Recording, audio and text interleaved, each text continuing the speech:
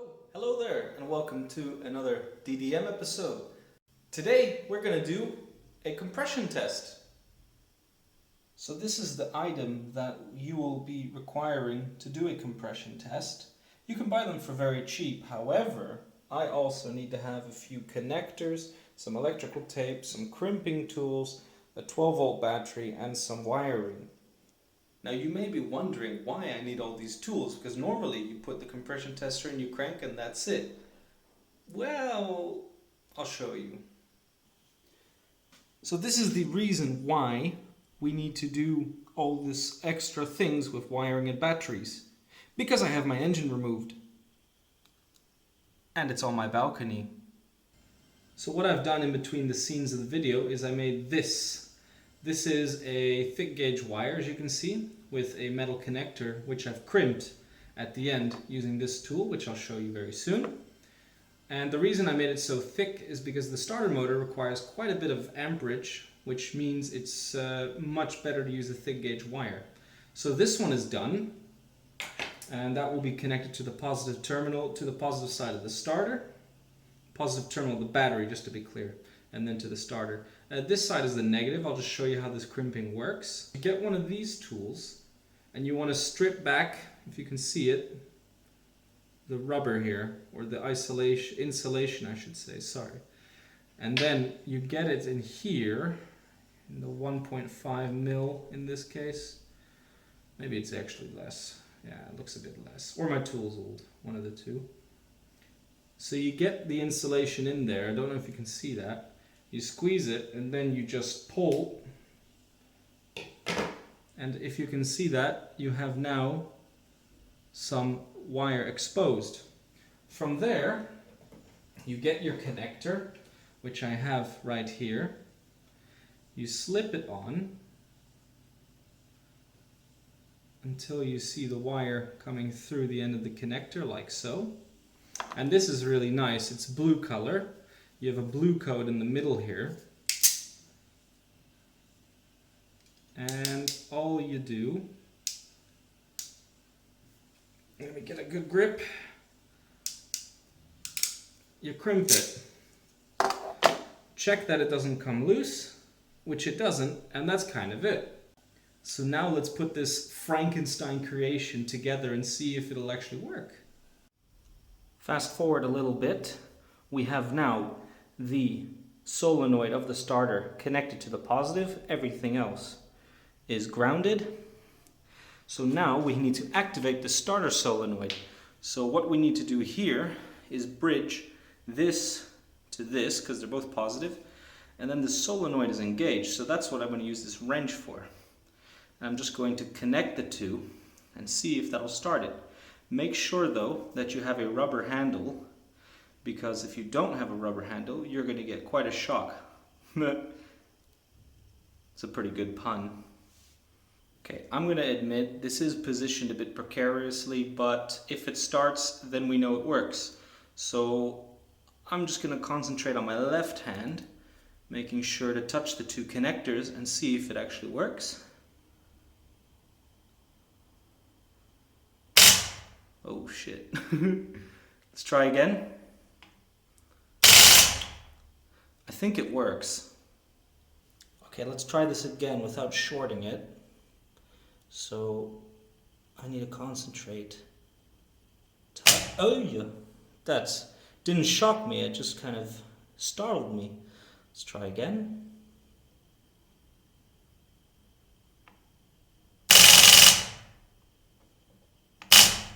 God damn it.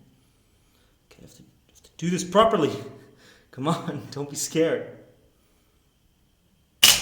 Oh. Yeah, that definitely works, although I think the wrench is maybe a bit too short for what we're trying to do.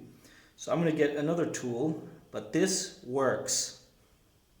Now we know it works, I'm going to attach the gearbox onto the engine block and then the starter motor onto that. The reason I do that is because when you crank it, it's going to have a rotational mass, and because I have it so loose on the balcony, I don't want it to flip or hit me or something stupid. So the gearbox will kind of act as a counterweight and hopefully keep it in place. So I'm going to get to it and then compression test for real.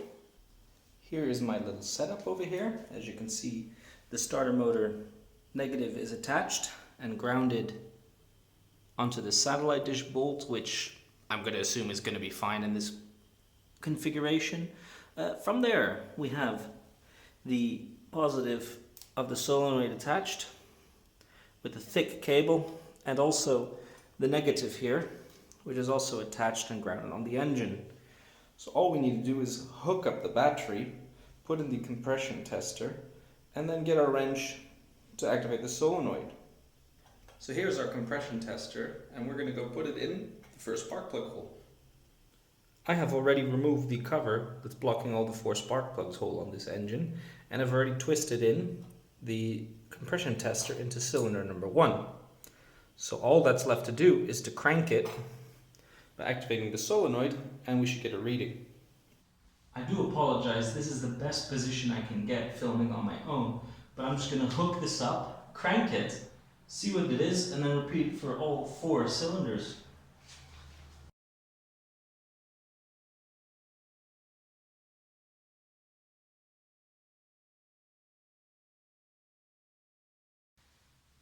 Make sure to hold your engine in case it tends to rotate, and keep your hands on the rubber handle so you don't get shocked.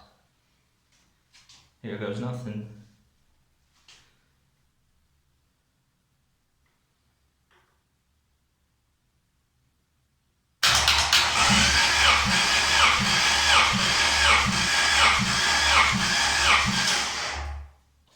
Number 1. 212. By the looks of it. Cylinder 1 worked out nicely. Cylinder 2 is already put in. So let's try again. Hold on to the engine again and crank it, or activate the solenoid in this case.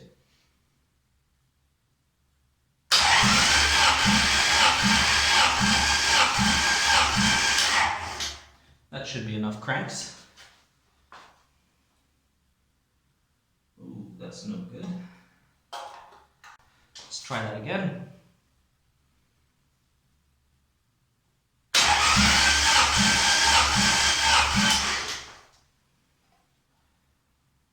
So that's about 145, which is not looking great.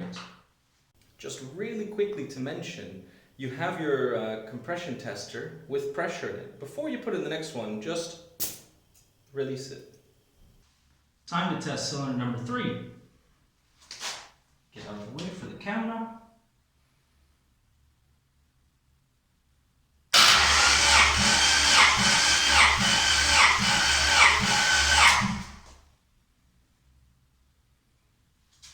Try again.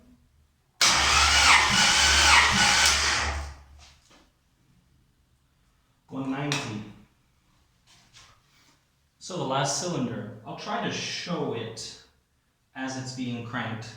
I don't know if it picks it up, but you'll get the idea. Here we go.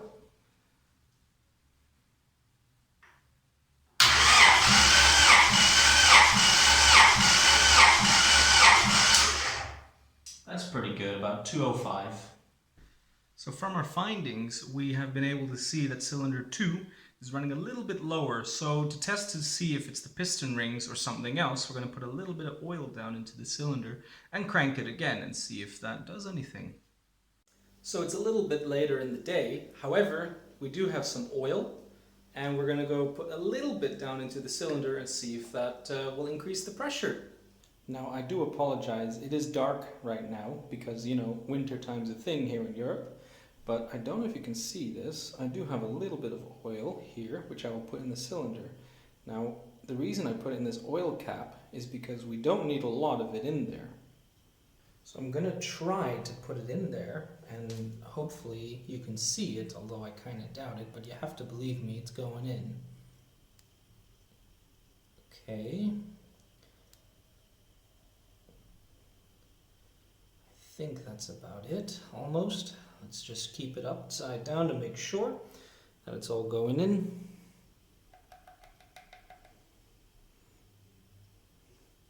I would say that's good enough. Now let's wait a little bit for it to set on top of the piston, and then we'll crank it. Now, I understand it's a bit difficult to see because it's dark time now, but the oil is in there, the compression tester is put in, and the battery's hooked up, so we're going to give it another shot and see if it reads higher than before, which was 145, I believe. Yeah, 145. Let's give it a crank and hopefully I won't wake up the neighbors. Must be a bit weird for them on the 6th floor to hear this. Anyway, hold the engine.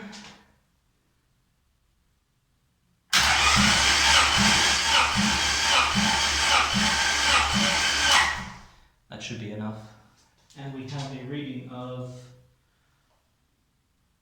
155, which isn't significantly higher. Here we have the reading. It's dropped about by 5, but you can see 150. So it's reading 155 when I cranked it, and it was 145 before. Now, yes, it did go up a little bit, but if you put oil down into the cylinders, it'll go up regardless. Usually around 5 or 10 psi, somewhere around there. But in any case, it's not significantly higher than it was before. What that tells us is that our piston rings are probably still good. And because it's only one cylinder that was bad compared to the 3 others, most likely the cause is going to be either a valve seat or the valves itself. But it's a cylinder head issue and not a block issue, which is good because it's a little bit less work. So that's where we're going to start with this engine. I probably should explain why we even put oil in there and how we check it exactly. The theory is that if you put oil down into the cylinder head and on top of the piston, if there is a damaged piston ring, the extra oil will help to seal that ring temporarily, giving you a higher reading. And because it didn't give us a obvious significant higher reading, we can deduce safely that it is most likely in the cylinder head. So that's where we're going to look. Now this video was not really supposed to be part of our channel, but I thought, it's Corona time, I'm going to show you something car related while I'm at home. So I hope it helped. I really do hope so. And if you want to see more of this engine and fixing it up if I feel like it, then be sure to let us know in the comments down below. And we'll see you on the next one. Here, from behalf of the DDM team, see you next time.